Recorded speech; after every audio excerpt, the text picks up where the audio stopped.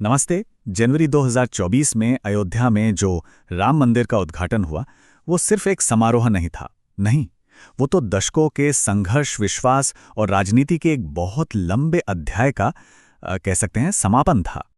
और इस एक लाइन में ना इस पूरे आयोजन का जो ऐतिहासिक महत्व है वो छिपा हुआ है। ये एक ऐसा लम्हा था, एक ऐसे सपने के सच होने का पल था जो न जाने कितनी पीढ़ियों से देखा जा रहा था।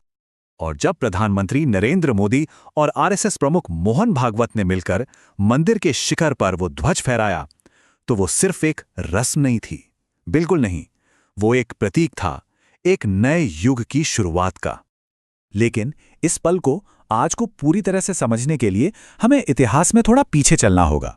कितना पीछे? पूरे 36 साल। नवंबर 1989 में आखिर ऐसा क्या हुआ था जिसने भारत को हमेशा हमेशा के लिए बदल दिया? चलिए इसी सवाल का जवाब ढूंढते हैं। तो ये कहानी है नींव से नभ तक की, मतलब एक बुनियाद से शुरू होकर आसमान तक पहुंचने की, एक पहली ईंट से लेकर शिखर पर लहराते उस ध्वज तक की। तो चलिए सीधे चलते हैं 1980 के दशक के आखिर में। ये वो समय था जब भारत की राजनीति और समाज दोनों ही एक बहुत बड़े बदलाव की दहलीज पर खड़े थे। 1989 की इस पूरी कहानी का जो सेंटर पॉइंट था वो था शिलान्यास। अब शिलान्यास का मतलब सिर्फ एक पत्थर रखना नहीं होता, नहीं, इसका मतलब था एक पूरे देश में फैले आंदोलन को एक ठोस, एक जमीनी रूप देना। जरा उस वक्त के माहौल को समझिए। पॉलिटिकली देखें तो बीजेपी बहुत ही कमजोर थी, मतलब संसद में सिर्फ 2 सीटें। लेकिन दूसरी तरफ देश में रामानंद सागर की रामायण की वजह से एक जबरदस्त धार्मिक माहौल बना हुआ था, और इसी माहौल को विश्व हिंदू परिषद ने एक बहुत बड़े आंदोलन में बदलने का फैसला किया। तो सवाल यह है कि एक ऐसी मांग जो शायद कुछ ही लोगों तक सीमित थी, उसे एक जन आंदोलन, एक मास मूवमेंट में कैसे बदल दिया गया? जो रणनीति अपनाई गई वो बहुत सीधी साधी थी, लेकिन असर के मामले में कमाल की थी। इस पूरी रणनीति के पीछे जो दिमाग था वो थे मोरोपंत पिंगले, और उनका आइडिया था शिला पूजन। मतलब ये कि देश के कोने कोने में राम के नाम पर ईंटों की पूजा की जाएगी और फिर उन्हें अयोध्या लाया जाएगा। और सच कहूं तो इस एक आइडिया ने पूरे आंदोलन की शक्ल ही बदल दी। अब जरा इस आंदोलन का स्केल, इसका पैमाना सोचकर देखिए। 3 लाख गांवों में बाकायदा शिला पूजन के कार्यक्रम हुए, और इन कार्यक्रमों में हिस्सा लेने वाले लोगों की संख्या करीब 6 करोड़। सोचिए, ये किसी एक मैदान में जुटी भीड़ नहीं थी, ये पूरे देश में एक साथ चल रहा एक जबरदस्त आयोजन था। विश्व हिंदू परिषद का जो नेटवर्क था वो देश के 6,500 एडमिनिस्ट्रेटिव ब्लॉक्स तक पहुंच गया। इससे साफ पता चलता है कि ये आंदोलन जमीनी स्तर पर, मतलब ग्रास रूट्स लेवल पर, कितना ज्यादा मजबूत और ऑर्गेनाइज्ड था। अब देखिए, जब कोई आंदोलन इतना बड़ा हो जाए तो दिल्ली में बैठी सरकार उसे अनदेखा तो कर नहीं सकती, और उस वक्त कांग्रेस की सरकार थी, तो जाहिर है उनके लिए इसे नजरअंदाज करना नामुमकिन था। और बस यहीं से शुरू हुआ राजनीति का असली खेल। सरकार ना एक बड़ी दुविधा में फंसी हुई थी। देखिए, शाह बानो केस में सुप्रीम कोर्ट का फैसला पलटने के बाद सरकार पर मुस्लिम तुष्टीकरण के आरोप लग रहे थे, तो उन्हें डर था कि कहीं हिंदू वोट बैंक हाथ से न निकल जाए। इसलिए उन्होंने एक बहुत ही नाजुक और कह सकते हैं जोखिम भरा दांव खेलने की कोशिश की।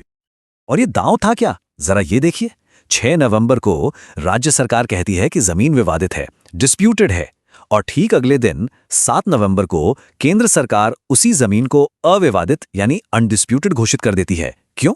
ताकि शिलान्यास की इजाजत दी जा सके। ये एक बहुत बड़ा पॉलिटिकल गैम्बल था।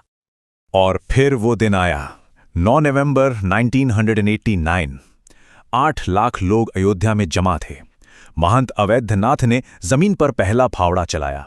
लेकिन उस दिन का जो सबसे सिंबॉलिक, सबसे प्रतीकात्मक पल था, वो था जब पहली पूजित ईंट बिहार के एक दलित नेता कामेश्वर चौपाल के हाथों रखवाई गई। ये संघ परिवार की तरफ से एक बहुत बड़ा सामाजिक संदेश देने की कोशिश थी। तो शिलान्यास तो हो गया, लेकिन इसका राजनीतिक नतीजा क्या निकला? इसका जो असर हुआ वो भारतीय राजनीति के इतिहास को हमेशा के लिए बदलने वाला था। सोचिए, आम चुनाव में सिर्फ 13 दिन बचे थे, और ठीक उससे पहले सरकार ने इस समारोह की इजाजत दी। तो सवाल यही था कि इस फैसले का अंजाम क्या होगा? क्या कांग्रेस को फायदा मिलेगा या फिर ये दांव पूरी तरह उल्टा पड़ जाएगा? और जो नतीजे आए वो सच में चौंकाने वाले थे। कांग्रेस, जो 1984 में 414 सीटों के प्रचंड बहुमत से जीती थी, वो सिमटकर सिर्फ 197 पर आ गई। और दूसरी तरफ बीजेपी, जिसकी सिर्फ 2 सीटें थीं, वो सीधे 85 सीटों पर पहुंच गई। ये किसी राजनीतिक भूकंप से कम नहीं था। तो असल में 1989 का ये शिलान्यास भारतीय राजनीति का एक टर्निंग पॉइंट साबित हुआ। कांग्रेस का जो दांव था वो बुरी तरह उल्टा पड़ गया था। उन्होंने सोचा था कि शिलान्यास की इजाजत देकर वो हिंदू वोटरों को खुश कर लेंगे, लेकिन इसका सीधा सीधा फायदा मिला बीजेपी को। और यहीं से कांग्रेस के दबदबे के अंत और बीजेपी के राष्ट्रीय शक्ति के तौर पर उदय की कहानी शुरू होती है। तो ये जो सफर था वो 1989 में उस नींव के पत्थर से शुरू हुआ। इसके बाद 1992 में बाबरी मस्जिद का विध्वंस हुआ, फिर एक लंबा इंतजार, और 2019 में आया सुप्रीम कोर्ट का फैसला, और फिर 2024 में हुई प्राण प्रतिष्ठा, और उम्मीद है कि 2025 तक मंदिर पूरी तरह बनकर तैयार हो जाएगा। अगर शिलान्यास के सबसे बड़े और सबसे स्थायी असर की बात करें तो वो ये था कि इसने राजनीति में धर्म की जगह को हमेशा हमेशा के लिए बदल दिया। हिंदू पुनरुत्थान अब सिर्फ एक नारा नहीं रहा, वो लोकतंत्र के अंदर एक राजनीतिक हकीकत बन गया था। और आखिर में एक सवाल जो सोचने पर मजबूर करता है।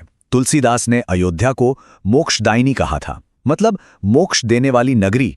लेकिन क्या आज के दौर में अयोध्या की पहचान मोक्षदायिनी से बदलकर यशदायिनी हो गई है, यानी एक ऐसी जगह जो राजनीतिक जीत दिलाती है?